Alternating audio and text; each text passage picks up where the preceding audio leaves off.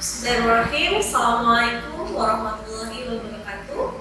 Perkenalkan, nama saya Juleka. Saya adalah dosen tetap program studi ilmu kesehatan masyarakat Sekolah Tinggi Ilmu Kesehatan Surya Global Yogyakarta. Pada video ini saya akan menyampaikan terkait dengan PDD KTPT bidang pelajaran pada mata kuliah yang saya ambil. Mata kuliah yang saya ambil pada semester ini adalah dasar keselamatan dari kesehatan kerja. Mata kuliah ini terdiri dari 2 SKS dan merupakan salah satu mata kuliah wajib bagi mahasiswa semester 1. Mata kuliah dasar keselamatan dan kesehatan kerja membahas tentang aspek keselamatan kerja dan juga kesehatan kerja. Fokus dasar dari pembelajaran mata kuliah ini adalah pada capaian pembelajaran mahasiswa mampu memahami dan menjelaskan tentang konsep dasar kerja. Mahasiswa mampu melakukan identifikasi bahaya, resiko, dan pengendalian bahaya di kerja. Mahasiswa mampu menjelaskan dan memahami tentang kecelakaan kerja. Mahasiswa mampu menjelaskan tentang aspek perilaku dalam kerja yang dalam hal ini kami fokuskan pada pembahasan terkait dengan BBS atau behavior based. Mahasiswa mampu menjelaskan tentang manajemen kebakaran dan bencana industri. Selanjutnya, dalam mata kuliah ini juga, mahasiswa diharapkan untuk mampu menjelaskan tentang sistem manajemen keselamatan dan kesehatan kerja atau biasa dikenal dengan SMK3. Mahasiswa diharapkan juga mampu untuk menjelaskan terkait dengan higien industri, ergonomi, dan toksikologi industri.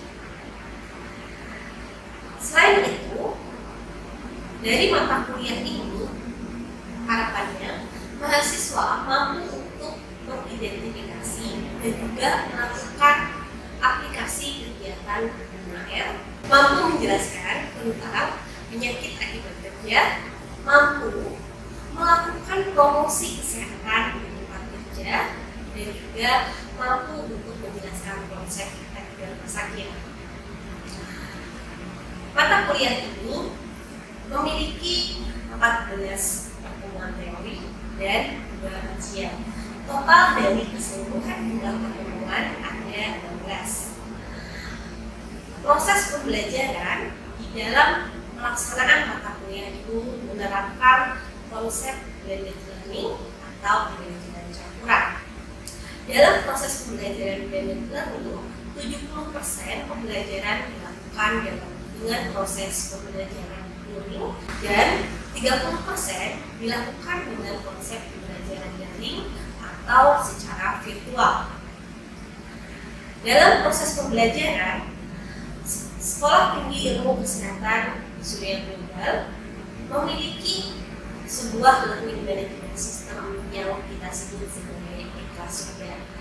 Di dalam Ikhlas Surga, mahasiswa dapat berinteraksi dengan dosen dan juga mahasiswa dapat mengakses berbagai macam sumber, baik materi ataupun juga referensi yang digunakan oleh dosen. Proses pembelajaran daring lebih banyak memanfaatkan penggunaan LMS.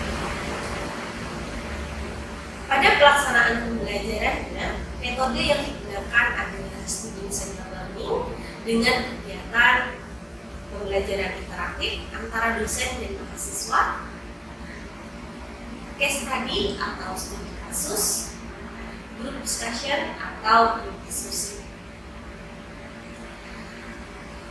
Kegiatan penilaian dilakukan dengan beberapa cara. Yang pertama adalah penilaian terhadap kehadiran mahasiswa, yaitu 10%, kemudian keaktifan mahasiswa di kelas 10%, tugas yang terbagi dalam tugas kelompok, tugas individu, serta wisidental. Total dari tugas persentasenya adalah 20% dari total penilaian untuk seluruh mata kuliah. UTS mendapatkan porsi 30% dan UAS 30%. Berikut, mari kita lihat bagaimana proses pembelajaran yang terjadi melalui video pembelajaran untuk mata kuliah dasar keselamatan dan kesehatan kerja dengan salah satu topik pembelajaran yaitu behavior safety atau perilaku berbasis keselamatan. Bismillahirrahmanirrahim. Assalamualaikum warahmatullahi wabarakatuh. Waalaikumsalam warahmatullahi wabarakatuh. Teman-teman semuanya, apa kabar hari ini? Alhamdulillah, sudah sarapan semuanya? Sudah. Terbukti karena kencang. Oke, sebelum kita memulai pertemuan pagi hari ini, mari kita berdoa terlebih dahulu sesuai dengan keyakinan masing-masing. Berdoa, saya persilakan. Berdoa selesai. Baik, oke, teman-teman semuanya, hari ini kita akan membahas tentang satu topik, yaitu konsep dan aplikasi behavior based safety. Ada yang pernah dengar istilah ini sebelumnya? Kira-kira kalau dilihat dari kata-katanya, ini ngomongin soal apa sih? Keselamatan. Iyalah, pasti kita mata kuliahnya K3 kok, ya pasti ngomongin keselamatan lah. Kebiasaan tentang safety atau tentang keselamatan. Oke. Baik. Oke, next Mbak. Ini adalah pokok bahasan kita yang akan kita bahas hari ini. Jadi kita akan bahas tentang, karena tadi ngomongin soal behavior based safety atau perilaku yang berbasis dengan keselamatan. Yang pertama kita akan bahas tentang latar belakang kenapa sih perilaku itu menjadi sesuatu yang penting. Karena kalau biasanya kita tidak tahu latar belakangnya, maka kita tidak perilaku itu tidak aware. Biasanya seperti itu. Ya contohnya kayak pakai helm. Kenapa banyak orang yang nggak pakai helm? Mungkin banyak orang yang nggak tahu kenapa pakai helm itu penting. Oke, selanjutnya bagaimana konsep keselamatan tradisional dan juga dilanjut dengan bagaimana konsep dan fokus penerapan dari BBS itu sendiri. Selanjutnya nanti kita akan belajar tentang teori pembentuk perilaku, terutama perilaku keselamatan. Baru yang terakhir nanti contoh aplikasi BBS. Oke, sekarang kita mulai dengan pertanyaan. Kan tadi harus tahu latar belakangnya kan? Nah, kenapa perilaku keselamatan itu penting? Ya, siapa kira-kira yang mau menjawab? Mbak Galuh kok senyum-senyum? Apa mau menjawab? Gimana? Menurut Mbak Galuh, apa? Kenapa perilaku keselamatan itu penting?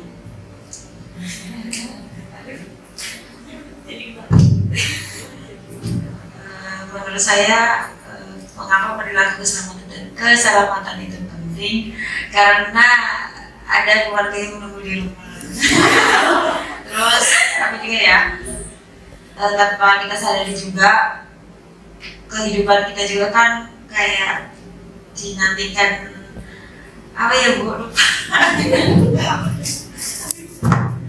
Wah, Mbak Galuh malu-malu ya. Jadi intinya adalah karena ada orang yang kita cintai yang sedang menunggu kita, jadi perilaku keselamatan itu menjadi penting. Nah, ini kira-kira ada yang tidak sepakat dengan apa yang disampaikan Mbak Galuh atau sepakat semua? Wah, ini terbukti bahwa teman-teman memang kalau berperilaku itu biasanya karena ada yang mencintai ya. Kalau nggak ada yang mencintai, nggak Oke, bagus. Berarti salah satu latar belakangnya kalau Mbak Stefani adalah kenapa perilaku keselamatan menjadi penting? Ya karena saya mencintai diri saya, jadi saya tidak mau terluka, gitu ya? Oke, boleh banget. Nah, kenapa perilaku keselamatan menjadi penting? Oke, kalau dalam kehidupan sehari-hari yang disampaikan oleh Mbak Galuh dan juga yang disampaikan oleh Mbak Stefani tadi cukup relevan karena ketika kita tidak menerapkan perilaku selamat, maka kita memiliki resiko untuk mengalami kecelakaan. Kalau kita mengalami kecelakaan berarti ada kerugian. Nah, kerugian itu apa? Ya banyak. Dari segi materi rugi, dari segi tadi membuat khawatir orang yang kita cintai itu rugi. Kalau bahas tekniknya berarti membuat diri sendiri luka, nah berarti juga rugi. Besok ya secantik hari ini. Oke, next. Selanjutnya, apa itu perilaku yang berbasis keselamatan? Kok kayaknya tadi ada perilaku selamat, ada perilaku berbasis keselamatan. Nah ini adalah latar belakangnya. Kalau kita bicara tentang perilaku yang berbasis keselamatan, maka kita harus tahu dulu bahwa segala bentuk perilaku yang akhirnya bermuara pada keselamatan itu merupakan sebuah upaya untuk menurunkan angka kecelakaan dan juga kejadian penyakit. Itu dasarnya dulu. Jadi kalau misalnya tadi nggak celaka, keluar apa? Ya biar nggak sakit. Terus selain itu apa? Ya selain itu biar nggak kena penyakit. Jadi nggak sakit dan nggak kena penyakit dua hal yang berbeda ya. Oke, kita sama-sama tahu. Oke, kemudian teori ini sudah dikembangkan sejak 1940. Udah lama banget, belum merdeka kita. Teori ini sudah dikembangkan, tapi sekitar tahun 1970-an dan 1980-an ada seorang profesor, namanya adalah Profesor Yudico Maki. Kalau dilihat dari namanya, kira-kira orang mana? Jepang, ya benar. Itu meneliti dan juga lalu diimplementasikan. Jadi beliau meneliti tentang apa sih sebenarnya yang bisa membuat seseorang itu berperilaku aman dan bagaimana cara pengaplikasiannya. Yang ternyata tadi perilaku yang beralasan. Nah, BBS itu kalau sederhananya adalah dia perilaku yang beralasan, perilaku keselamatan yang beralasan. Next. Sampai sini ada yang mau ditanyakan? Oh, sampai lupa saya. Belum? Oke, baik.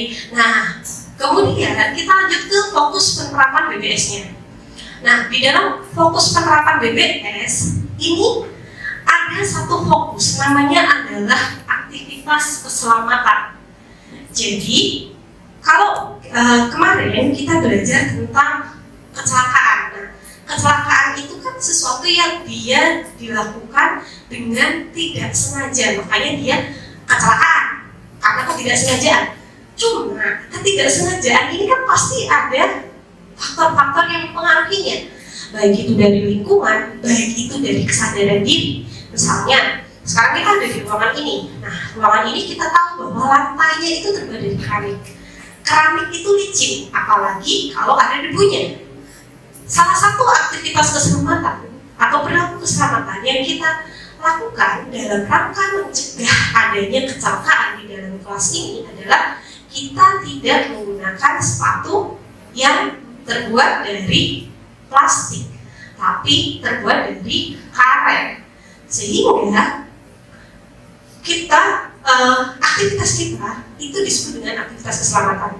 Kemudian karena kita juga berada pada ruangan ini satu kelas dan mejanya adalah meja yang langsung dengan kursinya nempel jadi satu, aktivitas keselamatan lainnya adalah kita tidak boleh berdiri dengan terburu-buru. Karena kalau berdiri dengan terburu-buru, yang ada ngejengkang, ya benar sekali Mbak Snarmi. Nah, sehingga tadi kehati-hatian penggunaan sepatu yang solnya atau alas bawahnya terbuat dari karet, ini bagian dari aktivitas keselamatan sehari-hari. Tujuannya untuk apa? Tujuannya adalah kita bisa lebih sedikit berhadapan dengan resiko berperilaku. Jadi resiko jatuh itu lebih sedikit, resiko kejengkang itu lebih sedikit, resiko kepleset itu lebih sedikit. Kemudian selanjutnya, kalau sudah resikonya sedikit, ya berarti tingkat kecelakaannya juga akan lebih sedikit. Oke, tadi adalah aplikasi BBS pada kehidupan sehari-hari atau konsep BBS yang diaplikasikan dalam kehidupan sehari-hari.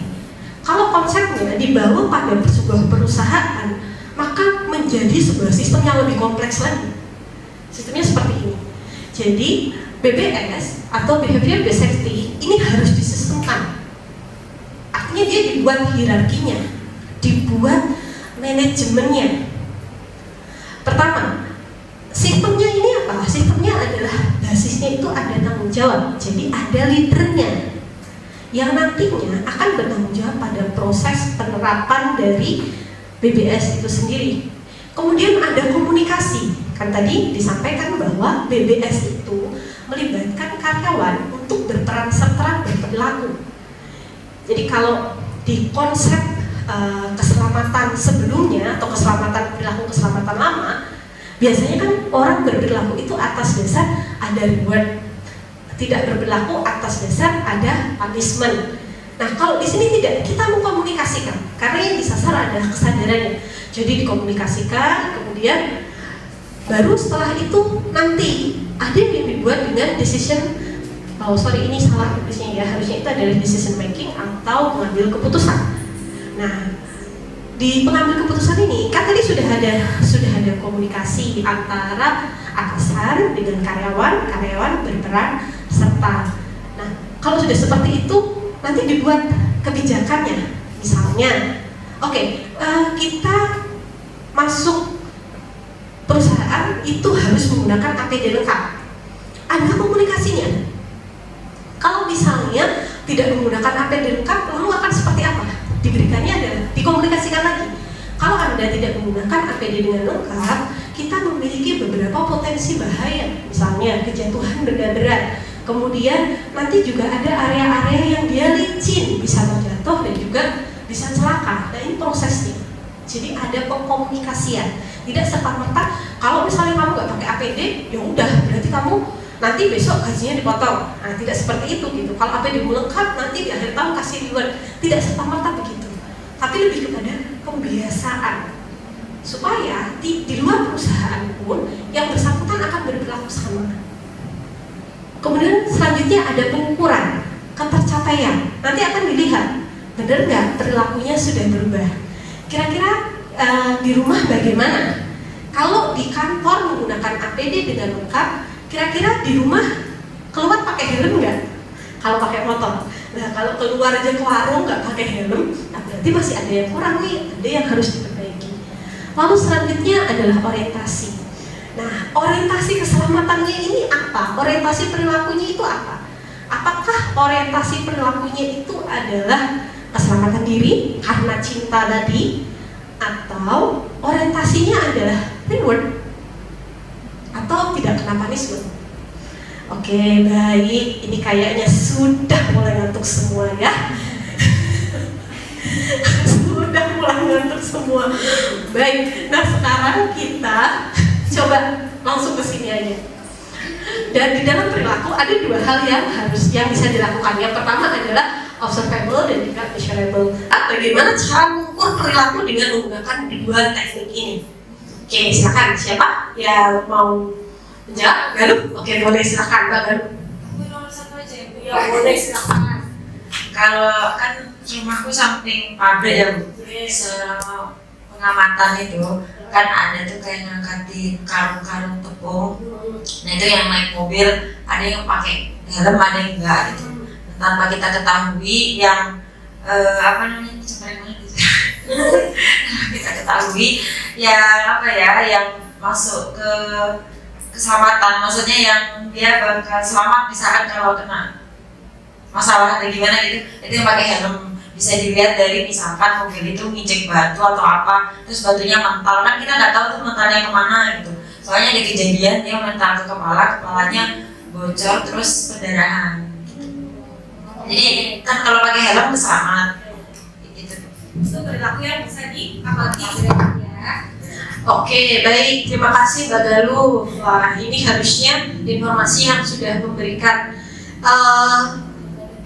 gambaran bahwa pakai helm itu penting ya. Kembali saya tekankan, pakai helm itu penting. Ya, oke. Ini tadi konsep keselamatan tradisional. Kalau tadi kan BBS yang disasar kesadarannya, bagaimana dia menumbuhkan bahwa saya berperilaku itu karena ada orang yang saya cintai, ada orang yang menunggu saya di rumah, karena saya menyayangi diri saya sendiri, karena Tuhan sudah memberikan saya kesempatan untuk hidup, dan lain-lain. Nah, sementara pada keselamatan tradisional, langkahnya kecelakaan ini dipengaruhi oleh variabel-variabel ini gitu. Jadi ada kebijakan itu artinya boleh, tidak boleh. Kebijakan di perusahaan wajib menggunakan APD, itu kebijakan. Kemudian kontes dan hadiah. Jadi bagi pekerja yang menerapkan keselamatan kerja, dia akan mendapatkan hadiah umroh misalnya. Nah, keren toh. Kemudian ada komite dan dewan, ada safety meeting. Safety meeting itu kalau misalnya pagi hari sebelum berangkat kerja, biasanya kita akan dikasih tahu. Kalau sebelum memulai pekerjaan, kita akan dikasih tahu. Oke, hari ini kita bekerja harus menggunakan APD. Nanti pekerjaannya kalau tidak menggunakan APD, pekerjaannya berisiko A, B, C, D, misalnya seperti itu. Nah itu dilakukan setiap pagi. Kemudian ada teguran. Tadi kalau misalnya kayak Stephanie jalan-jalan di lorong, main handphone, ya sudah, nanti dia akan mendapatkan teguran dari supervisornya. Misalnya supervisornya Mbak Ika misalnya. Oke. Kemudian karena adanya pelatihan keselamatan, adanya slogan dan adanya peraturan, maka barulah tercipta adanya langkah kecelakaan. Jadi kalau tidak ada semua ini, artinya orang itu ada di rumah, untuk dia menerapkan keselamatan kerja itu menjadi sesuatu yang agak susah. Karena nggak akan ada yang negur, nggak akan ada yang ngasih hadiah, nggak akan ada yang kemudian melarang. Ya, tapi kalau misalnya dia basisnya sudah kesadaran tadi, mau dia dimanapun ya, dia akan tetap menerapkan itu. Oke. Ini adalah contoh perilaku dan juga dampaknya. Oke, di video ini nanti kita akan melihat kalau misalnya kita tidak menerapkan perilaku keselamatan di perusahaan akan bagaimana. Silakan. Oke, ini contohnya adalah bidang konstruksi ya. Jadi seorang pekerja konstruksi, lihat, perhatikan, dia bekerja sambil ya dia sedang memindahkan itu pipa besi kepada karyawan yang lain yang berada di posisi lebih bawah. Nah, karena pipa besi itu licin, karena pipa besinya licin dan dia tidak fokus karena dia sibuk pada handphonenya, yang terjadi adalah dia tidak sengaja melukai temannya. Oke, bahwa ketika kita bicara tentang BBS atau behavior based safety, yang kita kondisikan bukan hanya orangnya, tapi juga lingkungannya. Oke teman-teman, itu tadi pembahasan kita terkait dengan BBS atau behavior based safety. Oke, sampai di sini kita sudah mau sampai akhir. Kira-kira apakah ada yang mau ditanyakan atau didiskusikan kembali? Mungkin ada yang belum dipahami? Ya, silakan. Bu, kan dari video yang tadi itu kan udah lengkap kan, pakai APD juga, pakai helm, semuanya seragamnya sama semua. Tapi kan ternyata yang melukai kita tuh bukan diri kita sendiri, kan orang. Nah jadi itu kita harus gimana Bu? Biar juga nggak dilukain orang, terus nggak terluka sendiri juga Bu. Oke. Dari sini bisa jadi dari video tadi pelajarannya salah satunya adalah bahwa kita sudah menerapkan perilaku selamat pun ternyata orang lain enggak gitu kan. Ya sama kayak misalnya ya tadi sehari-hari misalnya kita dalam konteks kehidupan kita sehari-hari, kita naik motor udah pakai helm, ternyata orang lain naik motornya ngebut nabrak kita. Nah itu terus gimana gitu. Balik lagi Mbak, ada hal-hal yang memang bisa kita kendalikan dan ada hal-hal yang tidak bisa kita kendalikan. Artinya kita itu berupaya agar segala sesuatu itu bisa safety atau bisa aman pada area yang bisa kita kendalikan. Misalnya perilaku kita, kemudian bagaimana kita menggunakan APD dengan lengkap. Karena coba bayangkan kalau seandainya tadi si bapaknya itu dia nggak pakai APD, nggak pakai helm, kemudian dia nggak pakai peralatan APD yang lain, bisa jadi keparahannya lebih tinggi. Jadi kalau misal kita harus gimana? Apakah kita terus tidak berperilaku selamat karena kita tidak bisa mengendalikan perilaku orang lain? Ya kan kalau di agama kita diajarkan untuk tidak menyakiti orang lain ya. Nah ya sudahlah, dari sana saja gitu kita berusaha untuk berperilaku aman untuk diri kita dan semoga kita tidak membuat orang lain menjadi celaka dari apa yang kita lakukan gitu. Ya, silakan. Saya mau menambahi yang saya tanya tadi itu Bu. Nyatanya tuh di Indonesia tuh banyak apa ya Bu, kayak tadi ceritanya Mbak Galuh itu perusahaannya nggak nyediain helm lah, apalah. Juga saya pernah nonton drakor itu kayak perusahaannya tuh playing victim gitu Bu. Kayak misalnya nggak mau disalahin, nggak mau ganti rugi kayak gitu loh Bu. Jadi rakyat-rakyat yang kena, pekerja rendahan yang kena gitu loh Bu masalahnya tuh. Itu apakah ada apa ya namanya komunitas yang melindungi, apakah begitu loh Bu, lembaga yang melindungi begitu? Baik, oke. Nah, ini adalah salah satu bukti ya bahwa nonton drakor pun bisa untuk jadi bahan pelajaran. Oh. Jadi nggak apa-apa selama bisa belajar. Oke, apakah ada komunitas atau pihak yang melindungi? Jawabannya adalah ada. Karena di dalam sebuah perusahaan ada yang namanya serikat pekerja. Serikat pekerja itu adalah sebuah komunitas atau sebuah aliansi disebutnya yang bersifat independen, dan setiap perusahaan itu pasti punya. Kalau perusahaannya itu karyawannya sudah minimal 100, dia harus punya satu serikat pekerja atau satu organisasi serikat pekerja.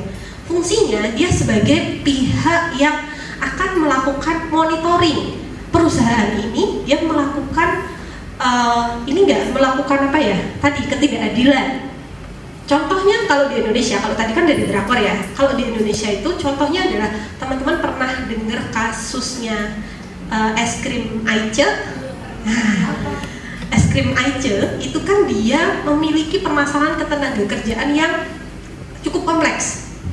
Salah satunya adalah bahwa pekerja yang bekerja di sana itu wajib menyerahkan ijazah aslinya, kemudian ijazahnya ditahan, lemburnya tidak digaji, maksudnya lemburnya tidak dibayar, lemburnya tidak dibayar, gajinya itu rendah di bawah UMR, dan kemudian mereka kayak dieksploitasi gitu.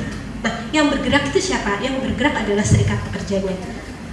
Jadi yang membuat pelaporan pekerjanya lapor kepada serikat pekerja. Kalau misalnya dia tidak punya serikat pekerja internal, ada yang namanya SPN atau Serikat Pekerja Nasional. Nah, dari sana kita bisa membuat laporan, nanti akan ditindaklanjuti. Baru nanti serikat pekerjanya yang akan urus. Ini ada permasalahan ketenagakerjaan nih. Jadi insya Allah kita itu aman kok. Selama kita tahu bahwa ternyata peraturannya itu ada, ternyata komunitasnya itu ada. Yang jadi masalah adalah kalau kita itu buta semuanya, kita nggak tahu. Kita kerja, tapi kita nggak tahu kita bisa dilindungi sama siapa. Nah, itu yang jadi masalah. Oke, gitu ya Mbak Stefani. Oke, untuk pertemuan hari ini materinya cukup. Jadi intinya adalah penerapan behavior based safety atau BBS sangat perlu untuk kita implementasikan agar perilaku keselamatan itu tumbuh pada setiap individu, bukan hanya pekerja. Karena pentingnya perilaku keselamatan adalah agar kita itu punya, tadi sempat ada yang bilang bahwa perilaku keselamatan penting untuk dilakukan agar apa? Umur kita itu menjadi lebih panjang. Karena pertemuan minggu depan kita masih ada pertemuan lagi, dan hari ini teman-teman saya pengen mengukur sudah benar-benar paham belum, sudah bisa mengamati belum, atau sudah bisa membedakan ini sudah pakai BBS atau belum. Nah, ada tugasnya. Ini adalah tugasnya. Nah, tugas ini nanti teman-teman bisa mengerjakan secara berkelompok. Kemudian teman-teman nyari 10 perilaku aplikatif yang berhubungan dengan perilaku seseorang. Kemudian teman-teman amati itu masuk dalam kategori perilaku keselamatan atau dia unsafe action atau perilaku tidak selamat. Lalu setelahnya temukan juga, jadi orangnya diwawancara, kenapa kira-kira dia melakukan tindakan tersebut. Nah, nanti kita akan temukan jawabannya. Baru setelah itu dipresentasikan tugasnya. Oke? Oke, baik. Terima kasih banyak untuk pertemuan pagi hari ini. Waktunya sudah cukup. Kita insya Allah akan ketemu lagi pekan depan di jam dan waktu yang sama. Mari kita akhiri kelas kita dengan baca istighfar, alhamdulillah, dan doa kafaratul majlis.